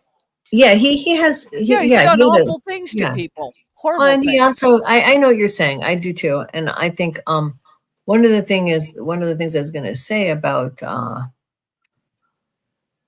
I can't remember. You were talking about the traumatized person. I mean, I think when you have somebody who has the kind of problems he had a lot of trauma as a kid. Oh, you know, he stunted at 2 years old. yeah. I mean, his mom got really sick and he was really neglected. And I think I mean, he's just a person like everyone else. But, I was going to say this thing. I was going to say this thing. I know a lot of people that are very famous, and just because I lived in Los Angeles and I happen to know a lot of people that are really famous. And one of the things, some of them were famous before I knew them and I became friendly with them, and some of them became famous as I knew them. And I can tell you that fame in itself makes people crazy. It's like a drug. I would never want to be famous. Oh my God, no. And it really unbalances you and makes you really unstable, and you become really egomaniacal. And unless you're like somebody who can kind of settle down and realize it's all bullshit and then eventually some of the people that are good, they realize that and they kind of get over it. Yeah. But it can be very destabilizing. 3D braiding is this. Bingo. Yeah, that's pretty funny. Yeah. She is so awesome. Yeah. Yeah. So, well, did you see Barbara Streisand? Did you see what she did? No. Oh God, this is great. So she was in some stupid movie. I think Ben Stiller and Robert De Niro. I don't remember the name of it. Oh, you're talking about Meet the Parents, maybe? Maybe, I don't know. They're making a sequel, and she was going to be included because it's all the same people in it, Right. And she refuses to be in it because they won't pay her enough. Well, she doesn't need the money. Have enough money. Poor Barbara, she's hurting for funds. When was the last time she was in a movie? That was the last movie she was in. I don't know. She's not my favorite. I don't know. Yeah. That's too much. Too funny. Yeah. So, do we want to talk about the more bites, or should we go on with this? Or we're over our hour. Definitely, it's up to you guys. Whatever you want to do. I don't care. I'm good either. Whatever you guys want to do, I'm fine. I have no life. I'm here for the duration. Yes, you have a life. Well, we'll pull up a couple of these because it creates an envelope, and so that way people don't know what we're talking about really, unless they're during the show.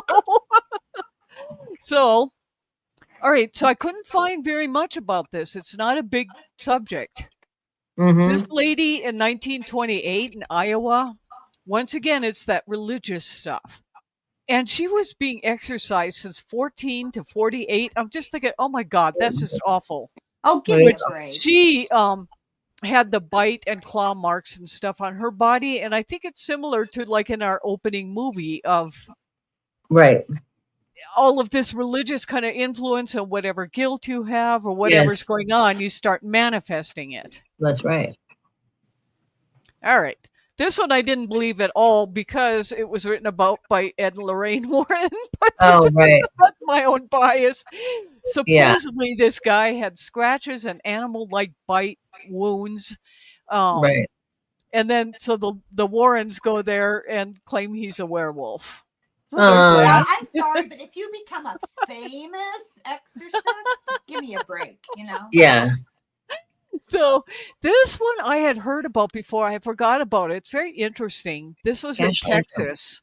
I've heard of this. It comes from a science blog too, where these women and a little child saw a UFO, and this one created radiation burns, nausea, hair loss. One of them case involved military. Yes. Yeah, but that was probably a real UFO, though. I think it was, or some kind of military thing. Right. So that's like another physical manifestation. This is the one, Helen, remember before the show, I was asking about kerosene smells. Right. Okay, so whatever was going on around with this, people were smelling like a kerosene smell also. And I just didn't put that, but I saw it in some of the news accounts. But these people, it was like 3 nights. It's very remote, and they were seeing this craft on the ocean, and the beings were actually waving like hello, and it made me think of your person. Right. Yes, and so. But they didn't. Now they didn't have marks, but they did have like illness. So I think that's a manifestation of his illness. Right. And strange dreams. I know when I had COVID, oh my God, the dreams are just insane that I was having with that. A lot But of I had a people. fever of like 104 for like a week. Yeah. So it's like, no wonder. Oh my God. So, all right. And so this, they just now reported another supposed miracle in April of 2025. Really? Yeah. At And so, Lourdes? yes. And so she had gone like years ago, and I guess cancer or something looks like totally gone. So just go to the Catholic Review to see this. But the reason I brought it up, when we're talking about marks or physical manifestations, is that so many of these people have stigmata when they go there. Wow. And so again, I don't know if a religious frenzy or anything like that brings Well, on the physical. well, So here's either the thing. fear or ecstasy, I guess, Well, either way. yeah, any kind of strong emotion, but stigmata, there, what I've seen about that in terms of people investigating it is stigmata, people get it in the palms. Mm-hmm. But Jesus actually, he was nailed to the cross Yeah. here. Well, ask yourself what would be the purpose of it. So you're manifesting this spiritual, physical thing. So why? It's subconscious. It's subconscious. It's not. No. I Yeah. agree with that. But were it to be completely religious, okay, something coming from Mary or God, why would that? What does that communicate? Well, I guess if you're really religious and you feel like Jesus died for your sins, then this is sort of like a sympathetic kind of wounding. You know what I'm saying? That you feel his pain. Yeah. But that's I know what you're saying, but I'm not feeling it. Well, I think that's because you won't be having stigmata anytime soon, Helen. Exactly. If you feel the ecstasy, you could. No, it's just so weird. What were you going to say, Denise? Are you there? Yeah, it's What weird. just happened? Something is there. What happened? Well, it's just this thing. Like it looks like a jack-o'-lantern. I've never seen it before. I have no idea where it's coming from. It's some kind of combination of reflections or something, but it's just so bizarre that it's. Is it your little friend come back? No, I think it's a one of those things where I find I don't know. I think it's probably just a message because I think, well, October, that's Halloween, right? Yeah, and that's kind of a confirmation of something scary coming in the fall. I think that's and probably the harvest. That's the harvest. Yeah. Okay. Oh. Here's the last one. This guy was interesting. He died a while ago. He was the one that supposedly had psychic contact with space intelligences, and he predicted Richard Nixon's resignation, whatever. So, like if you go to find a grave, the guy was actually in Mensa. Thought he had psychic surgery by space intelligences, but when he was in communication or whatever, people would see like bruising and stuff on him. Yeah. So not sure what it's about, but those are just examples of marks on the body. I have one situation way back when in the 90s when I had a UFO abduction situation. I think I told you this before, maybe. I don't know. So anyway, we were in Scotland and I didn't know at the time there were a bunch of different, but I woke up with those big giant hand bruises of 4 fingers on my legs.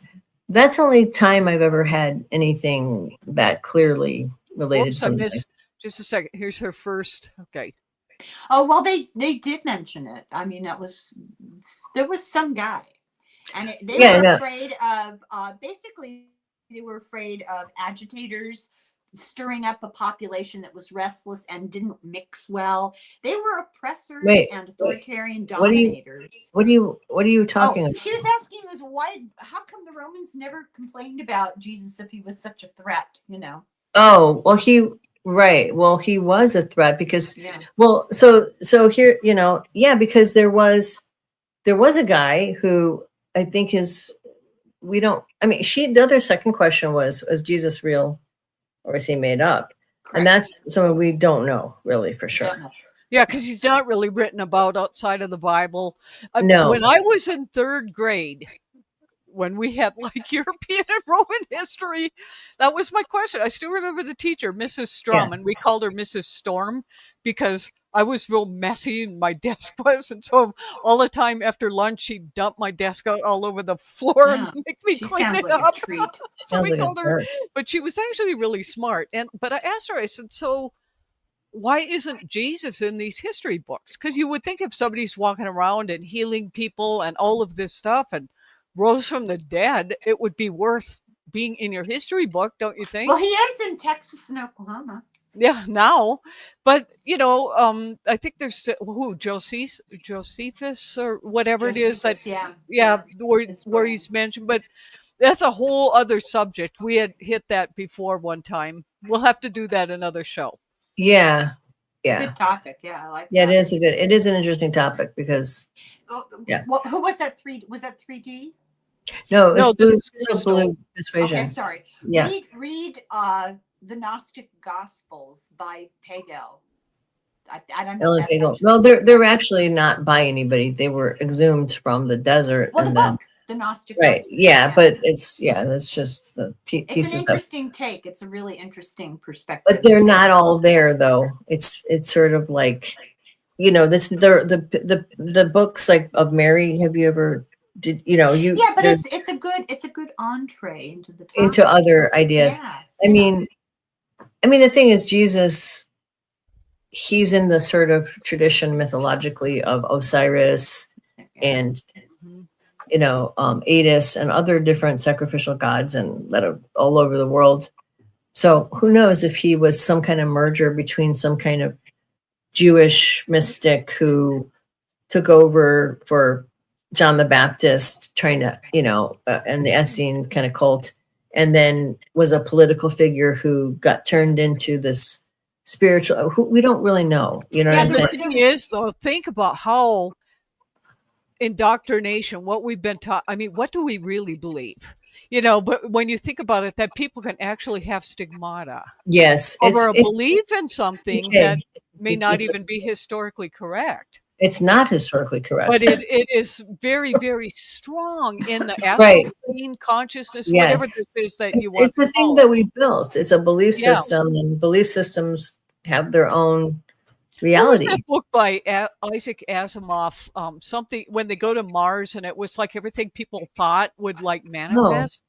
And Huh. so, oh gosh, I can't remember what it was. I read it when I was a kid, and it was like, yeah, that makes sense because they were. The religious people were all like, there was like this man that to some he would look like whoever it was you were thinking of. Right, So right. some people, they would see like their dead husband or whatever and think that they had come back to life on Mars. And the super religious people kept seeing Jesus and how horrible it was because these thought forms, he kept having to be crucified over and over and over Oh, and wow. over and over again because of these thought forms. It's a really good book. It's very good about how, this mass consciousness, and you see what you want to see. Yeah, you see what you want to see. That's exactly right. It Well, you know filters. what George Carlin said. I love this. I repeat this too often. It's losing its edge as a joke. George Carlin said, how, no offense everybody, but Christians wear a big cross. Like the press secretary, and she's got a cross that's pulling her over. Oh, dudes. He said, if Jesus had lived today and died in our modern time, all the Christians would be running around with little electric chairs around. Right? Yeah. I know that joke. Yeah, I've heard that joke. This Apache medicine woman and I used to speculate about what Jesus would be like if she came back. Right. That nobody would recognize the energy of it. And so No. we had somebody that was like part native, black Right. and Asian, And little probably bit a of woman. white, a woman that was Yeah. gay. And so Right.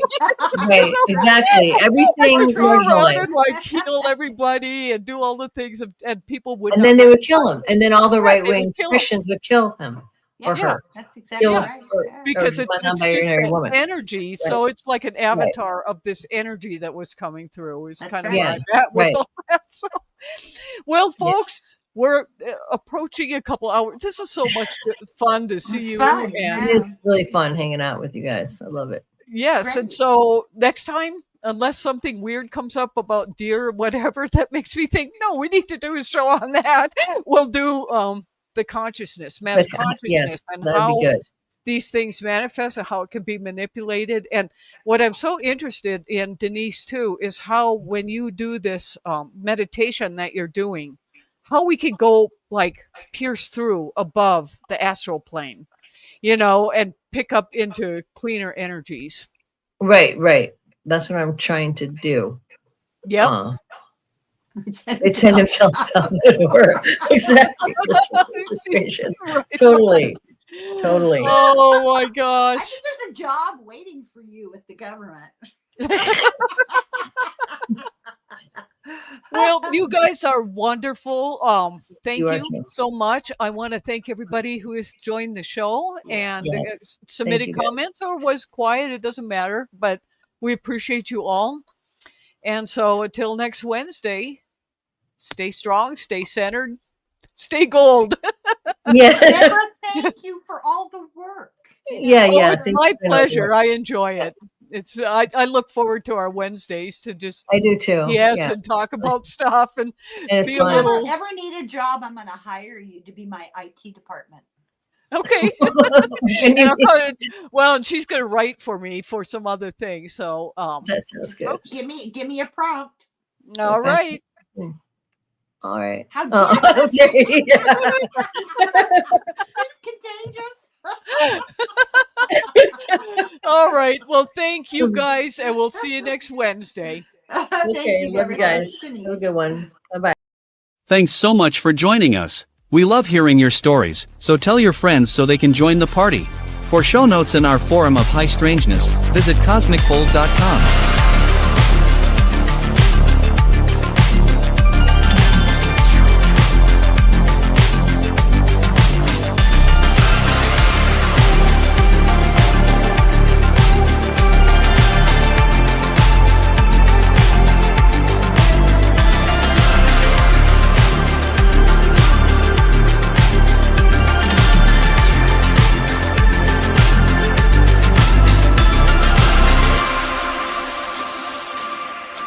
Remember, Cosmic Fold airs live on Wednesday and Saturday nights, so be sure to subscribe and click the notification bell to know when we're on air.